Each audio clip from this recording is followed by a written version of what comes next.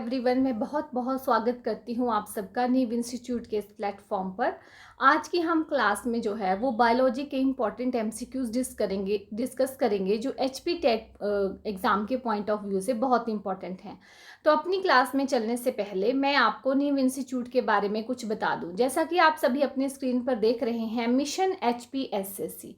Mission HPSSC का मतलब है कि नीव institute Himachal Pradesh staff selection commission और बोर्ड के अंडर आने वाले डिफरेंट कॉम्पिटिटिव एग्जाम की जो है वो ऑनलाइन और ऑफलाइन कोचिंग प्रोवाइड करता है। इस सेशन में मैं स्पेशली बात कर रही हूँ हमारे एचपी टेट के बारे में। तो नीव इंस्टीट्यूट ने कमिंग टेट नवंबर के लिए जो है वो online classes for arts, medical और नॉन मेडिकल के लिए स्टार्ट कर दी हैं। अगर आप भी हमारे ऑनलाइन बैच में शामिल होना चाहते हैं तो गूगल प्ले स्टोर पर जाइए, नीव इंस्टीट्यूट लिखिए। नीव इंस्टीट्यूट में आपको इस तरह का आइकन देखने को मिलेगा, उसको इंस्टॉल कीजिए और अपनी ऑनलाइन क्लास बुक करवाने के लिए हमारे फ़ोन नंबर 9459802085 पर कॉल करके अपनी ऑनलाइन क्लास जो है वो बुक करवाइए। अब मैं आपको बता दूं कि नीव इंस्टीट्यूट ज्वाइन करने में आपके क्या क्या बेनिफिट्स हैं। सबसे पहला जो बेनिफिट्स है वो है 1 वीक डेमो फ्री, और वो हमारी ऑनलाइन और ऑफलाइन क्लासेस में बोथ में रहता है। 1 वीक डेमो फ्री का मतलब है कि अगर आप जो है वो हमारे इंस्टीट्यूट ज्वाइन करने में इंटरेस्टेड हैं ऑनलाइन और ऑफलाइन, तो हम आपको 1 वीक तक डेमो फ्री देंगे। 1 वीक तक डेमो फ्री देंगे ताकि आप एनालाइज कर पाएँ कि क्या यहाँ पे टीचर कैपेबल हैं आपको आपके सिलेबस के अकॉर्डिंग या टेस्ट के अकॉर्डिंग प्रेपरेशन करवाने में। क्या एक हफ्ता और एक वीक जो आप पढ़ते हैं वो आपके लिए बेनिफिशियल है। ठीक है, तो इसके लिए हमने जो है वो 1 वीक डेमो फ्री रखा है। 1 वीक डेमो लेकर आप जो है वो हमारी उसके बाद फ़ी डिपॉजिट करके हमारी ऑनलाइन और ऑफलाइन क्लासेस का जो है वो पार्ट बन सकते हैं। इसके अलावा daily classes, weekly test and quizzes and doubt removal session भी जो है वो हमारे जो है वो इंस्टीट्यूट में जो है वो मेन क्राइटेरिया के रूप में रहता है। इसके अलावा एक और चीज़ है जो मैं आपको बता दूं, जो आपको आपकी स्क्रीन पर दिख रही है, 20% डिस्काउंट फॉर बीपीएल स्टूडेंट्स। नीव इंस्टीट्यूट जो है वो 20% डिस्काउंट देता है बीपीएल स्टूडेंट को। जहाँ तक हमारी फीस स्ट्रक्चर की बात है, अगर मैं एचपी टेट की बात करूँ तो वो है 1999 रुपीज़, और इस फीस में भी जो है 20% डिस्काउंट दिया जाता है बीपीएल स्टूडेंट्स को, ताकि उनकी पढ़ाई रेगुलर रूप से चल पड़े। एचपी टेट के बारे में बात करूं तो एचपी टेट में जो है केमिस्ट्री और बायोलॉजी का सेक्शन जो है वो मेरे पास रहेगा। तो चलिए चलते हैं हम अपने बायोलॉजी के इम्पॉर्टेंट एमसीक्यूज की तरफ। फर्स्ट क्वेश्चन जो आपको आपकी स्क्रीन पर दिख रहा है वो है abnormal rice in RBCs count is called. आप सबको पता है कि आरबीसी जो होते हैं वो रेड ब्लड कार्पसेल्स होते हैं, और ये होते हैं हमारे ब्लड में। ठीक है, तो वैसे तो आरबीसीज होना अच्छी बात है, अच्छा हीमोग्लोबिन कहा जाता है अगर आरबीसीज हों, लेकिन अगर उनका एक्सेस हो जाए, वो अबनॉर्मल इंक्रीज हो जाए, मतलब एक्सेस में ही हो जाए उनका इंक्रीज, तो वो एक टर्म बन जाती है, abnormal rice in RBCs count is called. तो ये एक डिजीज बन जाती है जिसको बोलते हैं हम पोलीसाइथीमिया। क्या बोलते हैं? पोलीसाइथीमिया। तो abnormal rise in RBCs count is called polycythaemia. Option D is the correct answer. Next है ल्यूकीमिया इज ड्यू टू। ठीक है, ल्यूकीमिया होता है जब ब्लड की कमी हो जाती है। ठीक है, तो उसको बोलते हैं ल्यूकीमिया। तो ये किस कारण होता है? Access of डब्ल्यूबीसीज, decrease in डब्ल्यूबीसीज and none of this. देखिए, जो डब्ल्यूबीसीज होते हैं वो होते हैं वाइट ब्लड कार्पसेल्स। जब उनकी वो भी इम्पॉर्टेंट होते हैं, ब्लड का एक इम्पॉर्टेंट पार्ट है वो भी, लेकिन जब वो एक्सेस में बढ़ जाते हैं तो उस चीज़ को हम बोलते हैं ल्यूकेमिया। तो ल्यूकेमिया जो डिजीज़ है वो होती है एक्सेस ऑफ डब्ल्यूबीसीज। दोनों ही ऑप्शन ठीक है यहाँ पे, एक्सेस ऑफ डब्ल्यूबीसीज। तो आपने याद रखना है, पोलीसाइथीमिया जब आरबीसीज एक्सेस में अब नॉर्मल बढ़ जाते हैं, और ल्यूकीमिया का मतलब है जब एक्सेस हो जाती है डब्ल्यूबीसीज की, जिसको बोलते हैं वाइट ब्लड कार्पसेल्स। ठीक है, नेक्स्ट क्वेश्चन जो है, phyllotaxy is the arrangement of. ठीक है, फाइलोटेक्सी जो है वो मॉर्फोलॉजी में आती है, प्लांट्स की एक टर्म है ये। ठीक है, तो फाइलोटेक्सी मत का मतलब होता है कि arrangement of leaves on the stem और ब्रांचेस। ठीक है, तो phyllotaxy is the arrangement of leaves. आप देखते हैं कई लीव्स में जो है वो इस तरह से अपोजिट जो है वो अरेंजमेंट ऑफ लीव्स होती है, एक लीफ इधर होती है, ठीक है, एक लीफ इधर होती है, कईयों में जो है वो वर्ल के फॉर्म में जो है वो इकट्ठी ही हो जाती हैं सारी की सारी लीव्स, ठीक है। कई जो होते हैं उसमें इकट्ठी ही हो जाती है, जैसे एक ही जगह पे सारी लीफ आ जाएंगी, इसको वर्ल की फॉर्म में बोलते हैं। तो फाइलोटेक्सी डिफरेंट टाइप्स की होती है, लेकिन it is the arrangement of leaves on the जो आपकी स्टेम है या ब्रांचेस हैं उसको बोलते हैं फाइलोटेक्सी, अरेंजमेंट ऑफ लीव्स, ठीक है।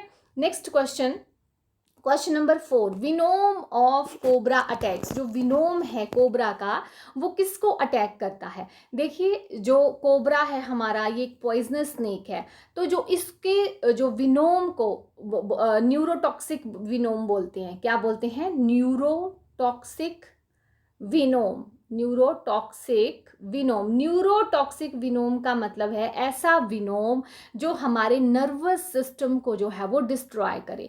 तो venom of cobra attack nervous system, ये हमारे नर्वस सिस्टम को अटैक करता है विनोम ऑफ कोबरा। तो मैं आपको बता दूं कि नर्वस सिस्टम में ये हमारी ऑप्टिक नर्व जो हमारी आइज को जाती है उसको ख़त्म करता है। आदमी ब्लाइंड हो जाता है और धीरे धीरे उसका नर्वस सिस्टम बैठ जाता है और वो मर जाता है। विनोम ऑफ कोबरा तो जो है वो नर्वस सिस्टम को अटैक करता है। लेकिन एक और पॉइजनस स्नेक है जो इसका आपने नाम सुना होगा, वाइपर, ठीक है। तो जो वाइपर है वो हमारे आरबीसीज को, मतलब हमारे आरबीसीज जो होते हैं हमारे सर्कुलेटरी सिस्टम में, आरबीसीज को ख़त्म करता है। तो आरबीसीज की जो है वो टिश्यू में मतलब आरबीसीज को ख़त्म कर देता है, मतलब आरबीसीज को ब्लॉक कर देता है और हमारा इस तरह से वो सर्कुलेटरी सिस्टम को ब्लॉक करता है। लेकिन विनोम ऑफ कोबरा जो है वो नर्वस सिस्टम को ब्लॉक करता है और विनोम ऑफ वाइपर जो है आपके आरबीसीज को ख़त्म करता है। Next question, question number 5, eyes of owl glitter at night due to the presence of. सबसे पहले तो आपको पता होना चाहिए आउल जो है जिसको हम उल्लू बोलते हैं हमारी भाषा में, ठीक है, हिंदी भाषा में। तो आउल जो है एक नॉक्टोरनल एनिमल है। नॉक्टोरनल एनिमल ये होता है कि जो रात के समय में ज़्यादा एक्टिव होते हैं और अच्छे से देख पाते हैं, ठीक है। तो आउल में जो होता है उनमें जो है होती हैं वो रॉड, जो भी नॉक्टोरनल एनिमल्स हैं आपके, जैसे आउल है तो उनकी आइज में होती हैं रॉड सेल। रॉड सेल की वजह से वो नाइट में जो है वो अच्छे से देख पाते हैं। इसके अलावा उनकी आइज में एक स्पेशल स्ट्रक्चर होता है जिसको कहते हैं टेप्टम कैलोसम। क्या कहते हैं? टेप्टम कैलोसम। तो इसकी वजह से और जो रॉड सेल्स हैं उनकी आइज में ज़्यादा होती हैं, उसकी वजह से वो रात में जो है वो अच्छे से देख सकते हैं। तो eyes of owl glitter at night due to the presence of, और जो चमकती हैं उसकी आइज वो चमकती हैं टेप्टम कैलोसम की वजह से, ठीक है। उसकी आंख में होता है टेप्टम कैलोसम जिसकी वजह से उसकी आंखें चमकती हैं और वो एक नॉक्टोरनल एनिमल है तो वो रात में देख सकता है। तो क्यों देख सकता है? क्योंकि उसकी जो आइज हैं उसमें एक्सेस ऑफ जो है वो रॉड सेल्स होती हैं। आगे क्वेश्चन है, during external exercise glucose is converted into. जब एक्सटर्नल एक्सरसाइज का मतलब है एक्सेस एक्सरसाइज, मतलब बहुत ज़्यादा, जैसे हमारे एथलीट करते हैं, दौड़ते जा रहे हैं, खेलते जा रहे हैं, तो ग्लूकोज इज कन्वर्टेड इनटू। तो जब हम बहुत तेज़ चलते हैं तो हमारी बॉडी में जो है वो ऑक्सीजन की कमी हो जाती है, ठीक है। तो ऐसे तो ग्लूकोज जो है वो ऑक्सीजन की प्रेजेंस में हमें एनर्जी देता है, साथ में ऑक्सीजन मतलब रिलीज करता है। लेकिन जब स्टर्नस एक्सरसाइज हो जाती है एक्सेस, तो हमारी बॉडी में ऑक्सीजन की कमी हो जाती है, तब ग्लूकोज हमें एनर्जी देना थोड़ा बंद कर देता है, कम कर देता है, और ग्लूकोज चेंज हो जाता है लैक्टिक एसिड में, ठीक है। किस में चेंज हो जाता है? लैक्टिक एसिड में। और कई बार हमारे जैसे टांगों में जैसे बहुत दौड़ते हैं तो हमें ऐसे क्लम्प से लगते हैं कि हाई टांगे भारी भारी होगी, तो वो किसकी वजह से होता है? वो भी due to the formation of lactic acid in our legs. Next question है, cotton fibre are made up of. सबसे पहले तो मैं आपको बता दूं, कॉटन फाइबर जो है आपसे मैं पूछूं तो ये कौन सा फाइबर होता है? प्लांट फाइबर होता है या एनिमल फाइबर? तो कॉटन फाइबर जो है वो होते हैं हमारे प्लांट्स फाइबर, ठीक है। वो किससे मिलते हैं? हमें प्लांट से मिलता है कॉटन फाइबर। और जो कॉटन है वो हमें कॉटन प्लांट से मिलता है, ठीक है। और जो कॉटन प्लांट है वो ब्लैक सॉइल में और वार्म एनवायरनमेंट में अच्छे से होता है। और एक कॉटन प्लांट को मतलब मैच्योर होने में जो है वो 6 to 8 मंथ लग जाते हैं। और फाइबर जो है, ठीक है, वो हम जो है वो यूज़ करते हैं नॉर्मली कपड़े बनाने में, या और जो है वो फाइबर्स, तो वो किसका बना होता है? तो कॉटन फाइबर जो बना होता है वो बना होता है सेलुलोज का। किसका बना होता है? सेलुलोज का, ठीक है। तो कॉटन फाइबर जो बना होता है वो सेलुलोज का बना होता है। नेक्स्ट है the phase of cell cycle in which replication of DNA occurs. ऐसी कौन सी फेज है सेल साइकिल की जब रेप्लिकेशन ऑफ डीएनए जो है वो होती है, ठीक है। तो आपको पता है रेप्लिकेशन ऑफ डीएनए का क्या मतलब है? रेप्लिकेशन ऑफ डीएनए का मतलब है कि डीएनए की फोटोकॉपी बनना, ठीक है। एक जब रेप्लिकेशन होती है डीएनए के, तो एक उसमें जो नई कॉपी बनती है उसमें एक ओल्ड स्ट्रैंड होता है और न्यू स्ट्रैंड होता है। तो यहाँ पूछा है कि सेल साइकिल की कौन सी फेज में रेप्लिकेशन होती है डीएनए की। तो सेल साइकिल की फेज में आपको बता दूं तो वो होती हैं G1 phase, S phase, G2 phase, M phase mitosis बोलते हैं, एंड C फेज साइटोकाइनेसिस। तो सेल साइकिल में जब डीएनए की रेप्लिकेशन होती है, ठीक है, रेप्लिकेशन होती है उसकी, तो वो होती है आपकी एस फेज में। तो राइट आंसर है एस फेज में। और मैं आपको बता दूं कि G1 फेज में जो सारी की सारी ऑर्गेनलीज हैं वो सेल साइकिल में जो है वो मैच्योर होना शुरू हो जाती हैं, तैयार होना शुरू हो जाती हैं रेप्लिकेशन के लिए, ठीक है। तो एस फेज में जो है वो रेप्लिकेशन हो जाती है डीएनए की, मतलब डीएनए में डीएनए के ओल्ड स्ट्रैंड पे एक न्यू स्ट्रैंड बनना जो है वो स्टार्ट हो जाता है। G2 फेज में जो है वो सारी की सारी ऑर्गेनलीज जो है वो डिवीजन के लिए, माइटोटिक डिवीजन के लिए जो है वो तैयार हो जाती हैं। और एम फेज में फिर डिवीजन होती है, मतलब सेग्रीगेशन ऑफ डीएनए हो जाता है, ठीक है। माइटोसिस में फिर वो पेरेंट से ऑफस्प्रिंग्स में चल जाता है, और साइटोकाइनेसिस में जो है वो साइटोप्लाज्म की भी जो है वो डिवीजन हो जाती है। तो phase of cell cycle in which replication of DNA occurs, that is your S phase. S phase में होती है रेप्लिकेशन ऑफ डीएनए। आगे है which of the following is true fish. True fish कौन सी है? तो ट्रू फिश वो होगी जो फाइलम पाइसिस, ठीक है, जो फाइलम पाइसिस को बिलोंग करेगी, क्योंकि पाइसिस में हम सारी फिश के बारे में पढ़ते हैं। और फिश जो है वो दो टाइप्स की होती हैं, कार्टिलेजिनियस एंड नॉन कार्टिलेजिनियस। तो यहाँ पूछा है कि ट्रू फिश कौन है जो पाइसिस को बिलोंग करती है। तो जो मैं आपको बता दूं कि जो जेली फिश है वो बिलोंग करती है सिनेडेरियंस को, ठीक है, जो आपके फाइलम सिलेंट्रेटा है उसको। जो कटल फिश है वो बिलोंग करती है फाइलम एकाइनो सॉरी मोलस्का को। जेली फिश जो है वो सिनेडेरियन को, और कटल फिश जो है वो फाइलम मोलस्का को, और जो सिल्वर फिश है वो करती है वो अर्थ्रोपोडा फाइलम को बिलोंग करती है, ठीक है। यहाँ पे जो ट्रू फिश है वो है आपकी फ्लाइंग फिश, जिसको एक्सोसीटस भी बोलते हैं, ठीक है। इस तरह से उसका नाम है एक्सोसीटस, ठीक है। तो आपकी जो ट्रू फिश है वो है फ्लाइंग फिश, जिसको एक्सोसीटस भी बोलते हैं। और जो जेली फिश है वो सिनिडेरियंस को, और कटल फिश मुलस्का को, और सिल्वर फिश अर्थ्रोपोडा को बिलोंग करती है। नेक्स्ट है source of energy in muscle contraction is. Muscle contraction में सोर्स ऑफ एनर्जी क्या होता है, ठीक है। तो मसल ऑफ कॉन्ट्रैक्शन में जो एनर्जी होती है, मसल कॉन्ट्रैक्ट करते हैं जब, तो जो एनर्जी भी जो है वो हमें एटीपी से ही मिलती है, ठीक है। Source of energy in muscle contraction is ATP. Next question है ऑक्सीटेनिक सेल स्क्रीट, ठीक है। ऑक्सीटेनिक सेल है ये, ऑक्सीटेनिक सेल। तो ऑक्सीटेनिक सेल टिंटिक सेल जो है वो स्क्रीट करती हैं। तो ऑक्सीटेंटिक सेल जो है वो स्क्रीट करती है, यहाँ पे ऑप्शन है लाइपेज, ठीक है, ऑक्सीजन, HCl, पेप्सिनोजन। तो ऑक्सीटेनिक सेल्स जो है वो हमारे, तो मैं आपको बता दूं स्टमक में होती हैं, ठीक है। और स्टमक में जो है वो HCl जो है वो एसिड जो है वो HCl वो ये रिलीज करती हैं। तो oxyntic cell secretes HCl in our stomach. Next है एडम्स एप्पल इज। तो एडम एप्पल को जो है, सॉरी एडम जो एप्पल है उसको जो है वो वाइस बॉक्स बोलते हैं। वाइस बॉक्स का नाम है एडम्स एप्पल, ठीक है। और ये कौन होता है? यहाँ ऑप्शन है alveoli, larynx, Alva, British fruit, ठीक है। तो एडम एप्पल जो वाइस बॉक्स है वो होता है हमारा लेरिंग्स। क्या होता है? लेरिंग्स को बोलते हैं वाइस बॉक्स। और जो जेंट्स होते हैं उनमें जो है वो ये कई बार जो है वो नेक में दिखता भी है जो उनका वाइस बॉक्स है। और जो लेडीज होती हैं उनकी आवाज़ जो है वो मतलब उनकी पिच जो होती है आवाज़ की वो ज़्यादा होती है, तीखी होती है, ठीक है। तो एडम्स एप्पल जो है वो एक वाइस बॉक्स है और ये होता है लेरिंग्स में। नेक्स्ट क्वेश्चन है BCG vaccine is given against. BCG vaccine जो है वो किसके अगेंस्ट दी जाती है?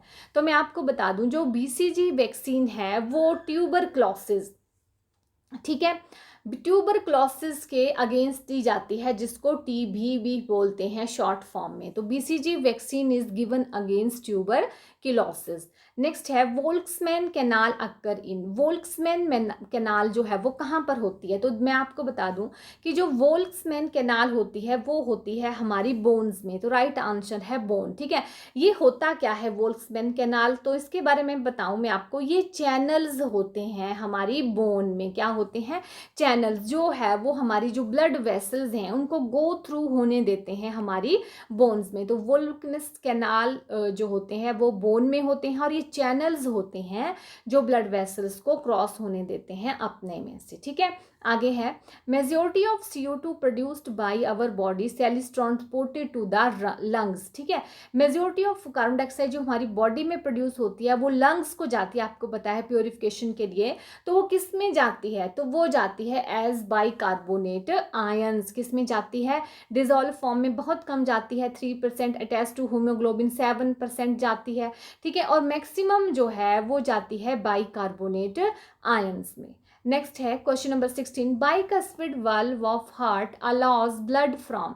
जो बाइकस्पिड वाल्व है हार्ट का वो कहाँ से कहाँ तक ले जाता है, ठीक है। तो मैं आपको बता दूं, जैसे ये हमारा हार्ट है तो बाइकस्पिड वाल्व जो है वो राइट साइड होता है, और ये लेफ्ट साइड होता है बाइकस्पिड वाल्व, और ये लेफ्ट ऑरिकल से लेफ्ट वेंट्रिकल को ब्लड ले जाता है, ठीक है। और जो ट्राइकस्पिड वाल्व होता है, ठीक है, वो राइट साइड होता है, और वो राइट ऑरिकल से राइट वेंट्रिकल को जो है वो ब्लड ले जाता है। लेकिन यहाँ पे क्वेश्चन में बाइकस्पिड वाल्व पूछा है, तो bicuspid valve of heart allows blood from left auricle to left ventricle.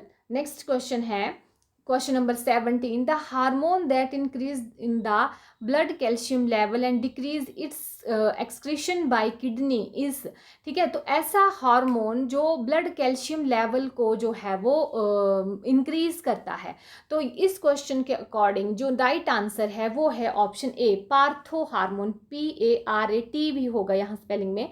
Partho hormone जो है वो ब्लड कैल्शियम लेवल को जो है वो इंक्रीज करता है। और मैं आपको बता दूं कैल्सीटोनिन है, यहाँ पे थायरोक्सिन है, इंसुलिन है, ये सारे के सारे जो हैं वो हार्मोन्स हैं। थायरोक्सिन जो है वो हमारे थायराइड ग्लैंड में होता है, ठीक है, इसकी कमी से ग्वाइटर हो जाता है। इंसुलिन जो है वो ब्लड ग्लूकोज लेवल को मेंटेन रखता है।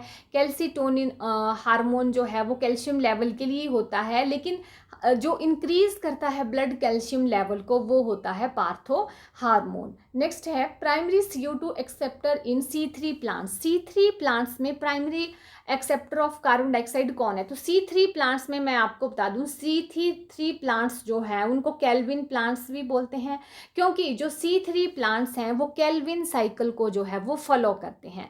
तो यहाँ पे फर्स्ट CO एक्सेप्टर होता है RUBP, इसका पूरा नाम है राइब्यूलोज बाइफॉस्फेट। आप लिख लीजिए इसको। जो C3 प्लांट्स हैं उसमें प्राइमरी CO2 एक्सेप्टर है राइब्यूलोज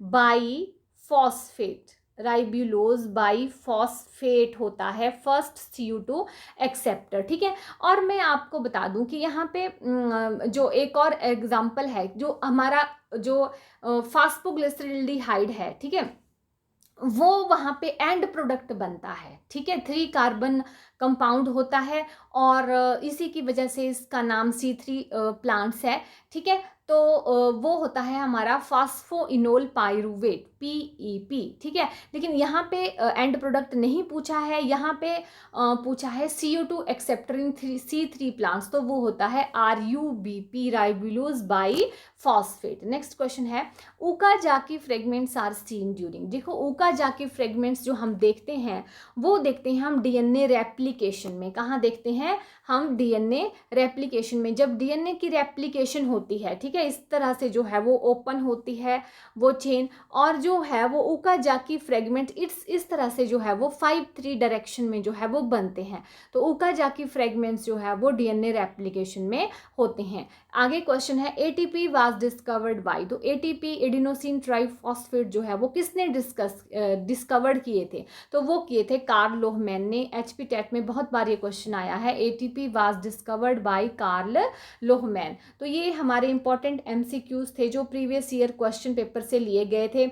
आई थिंक ये जो वीडियो है ये बहुत हेल्पफुल होगा आपको आपके टेट के एग्ज़ाम के लिए, और ये इंपॉर्टेंट क्वेश्चंस हैं सारे। अपनी नए जो है वीडियो में हम और एमसीक्यूज लेके आएंगे बायोलॉजी के लिए। तब तक के लिए thank you and have a nice day.